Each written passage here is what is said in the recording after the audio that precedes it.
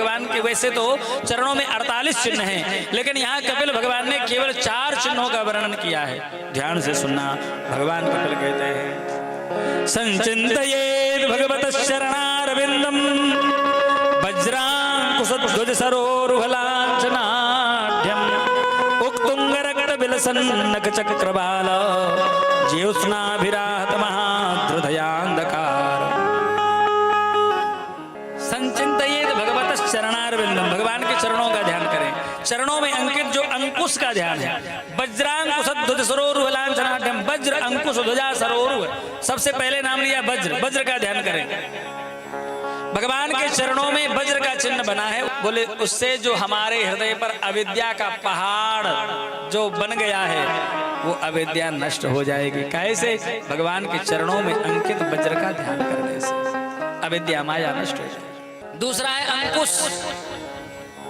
अंकुश तो जानते हैं ना, जो हाथी को भी बस में कर लेते। भगवान के चरणों में अंकुश का चिन्ह बना हुआ है। उस अंकुश का ध्यान करने से हमारा जो मन रूपी हाथी मतवाला हो रहा है, बस में नहीं हो रहा है। जब हम अंकुश का ध्यान करेंगे तो हमारा मन उस अंकुश में फंस जाएगा और फिर महाराज भगवान के चरणों में ही लग जाएगा, बस में हो जाएगा। पूज्यपाद बाबा गोस्वामी तुलसीदास जी महाराज ने बड़ी सुंदर महाराज ये मन वाली लीला का वर्णन किया है भगवान से। बाबा गोस्वामी तुलसीदास जी कहते हैं हरि तुम बहुत अनुग्रह, हरि तुम बहुत अनुग्रह की, साधन धाम विबुध दुर्लभ तनु मोहि कृपा कर दीनो, साधन धाम विबुध दुर्लभ तनु मोहि कृपा कर दीनो, बहुत हरि तुम बहुत हरि तुम बहुत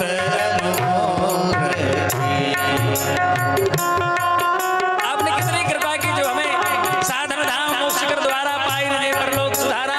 ये साधनों का धाम आपने मनुष्य देह दिया, ये आपकी कृपा नहीं तो क्या है। लेकिन महाराज कोटिन मुख कहे जात न हरि के, तो एक एक उपकार। कोटिन मुख कहे जात न हरि के, एक एक उपकार। तदपि नाथ कछु और मांगे हो, तदपि नाथ कछु और मांगे हो, दीजे परम उदार,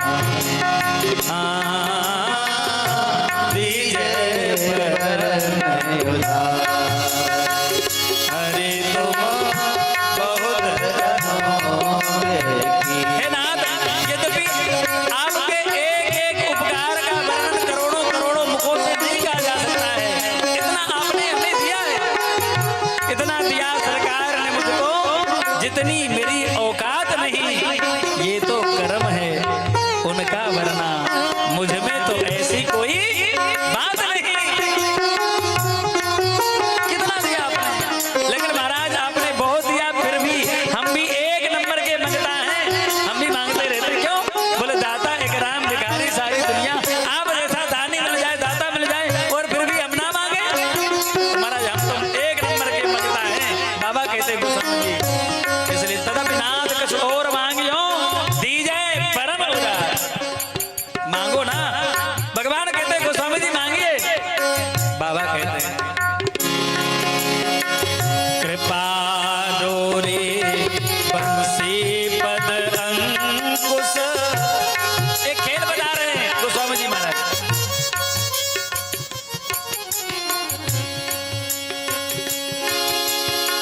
विषय बारे मन मीन भिन्न नहीं होत कबहु पल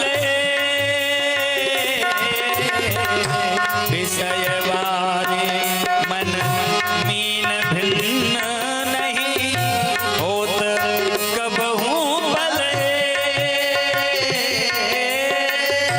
ताते सहो विपद दारुण दुख ताते सहो विपद दारुण दुख जनमत जो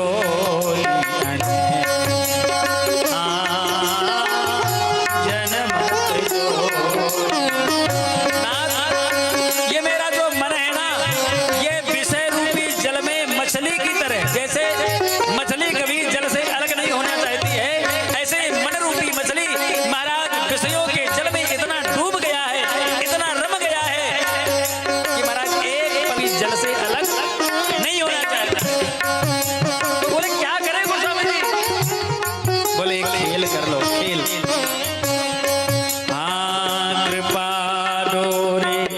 बंसी पद अंकुश परम प्रेम मृदु चारो कृपा डोरी बंसी पद अंकुश परम प्रेम मृदु चारो यही विधि बेगी हरो मेरो दुख यही विधि